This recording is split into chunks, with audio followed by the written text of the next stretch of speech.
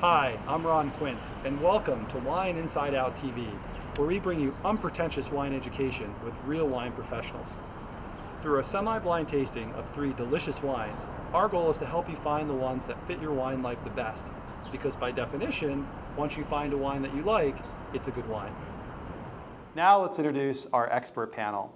Chairman of the Boston Sommelier Society and one of America's top sommeliers, Michael Marr.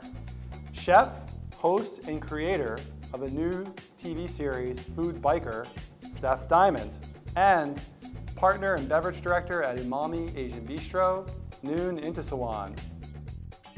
So Michael, Seth, and Noon, each of you will analyze the appearance, nose, and palate of each wine, giving us your thoughts as to what you think the climate, region, varietal, and vintage is for each wine. Then, after the initial blind tasting, you'll be given 3 choices before giving us your final conclusion. Is everyone ready? Yes. Ready. Let's begin with Seth on appearance. All right, let's take a look at this. I'm going to say it's star bright, no gas or sediment. Taking a look at the rim, very, very thin rim. Let's see. Looking at the viscosity, I'm going to say that's a medium. Okay. Noon, are you ready to do nose? Absolutely. This is a in a sound condition. I would say it is medium intensity. Pretty youthful aroma. I get a lot of long sass, a lot of tangerine, some green stone fruits going on. Some minerality, kind of like a wet stone. All right. I don't get any hint of wood. Some kind of honeycomb thing going on. Honeycomb. Okay, great. Michael, what do you think about palate?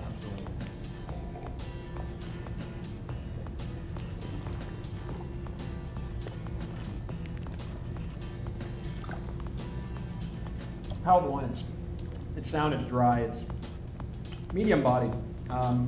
Fruit is pretty tart. Getting some citrus, some green apple, some pear. Certainly leans more towards the underripe fruit rather than the ripe, juicy fruit. There is some minerality to it, a little bit of a kind of a stony, wet stone chalk.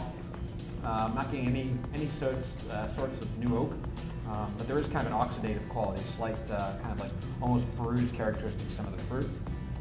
There's a white flower, there's a bit of a green herbal note, kind of indicating maybe a cooler climate for ripening. Getting some little bit of brown making spices just around the edges, just kind of a little bit of that, again, kind of the oxidative note, a little brown spice. Again, that honey, kind of a honeysuckle, just a slight hint of honeycomb as well. I can really see that. It's a balanced wine. It's got a medium length, moderate complexity. Pretty tasty. So, in terms of climate, where do you guys put this wine? Cool climate, definitely. Everyone's cool on this because of the acidity and because of the minerality, I'm guessing as well. Right. And region-wise, is this a giveaway, or do you guys have a wider range of thoughts? Pretty straightforward, I think. Okay. Regional, yeah. And that region would be? I'm thinking somewhere in France. Okay. Okay. Seth? Yeah, I agree. Again, it's usually for something that I'm trying to work on for my own palate is stuff for minerality, and this is something where often I can't taste it.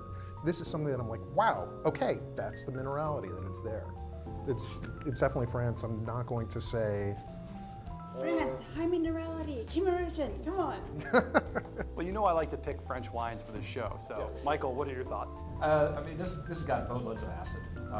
I just kind of skipped over the structure in my assessment of this because I'm still trying to process it, but this is high acidity, it's moderate alcohol, there's no tannin to it. Coming from a cool climate, so you want to put this up in northern France, something like maybe the Loire Valley or Chablis. I could see it possibly being German as well, from that cool climate, but it's not the right aromatics for Riesling. Okay. This is not coming off to me as Riesling. It's got a little bit more weight on the palate. So varietal. what are our thoughts? Noon, why don't we begin with you? I'm leaning towards a Sauvignon Blanc from somewhere in the Loire. Okay. So maybe, you know, again, like a Sancerre, you know, Sauv Blanc. And Michael, do you agree with these guys? Yeah, squarely in the Loire Valley. You know, that aromatic, that floral, that honeysuckle, the chalky notes, the minerality, that kind of powdered dust, chalk dust. For me, it comes down to Sauvignon Blanc, Sancerre, for me. Well, let's take a look at our three choices. You can always edit that later. Your first choice is a 2008 South African Chenin Blanc. Your next choice is a 2008 Muscadet, and your last choice is a 2008 Argentine Torrontés. So based on those choices, where do you guys feel this wine is? I mean, again, you were all focused on France, so the first, a couple of those choices may be outside of the box. Would you agree?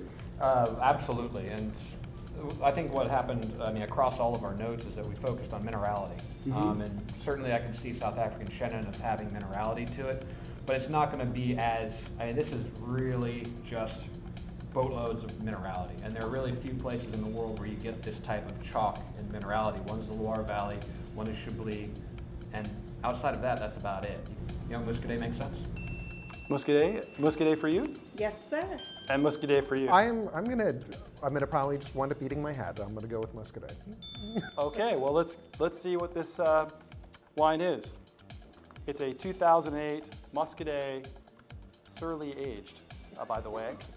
Excellent job. You're going down a very dangerous road when you said that. That's right. That's right.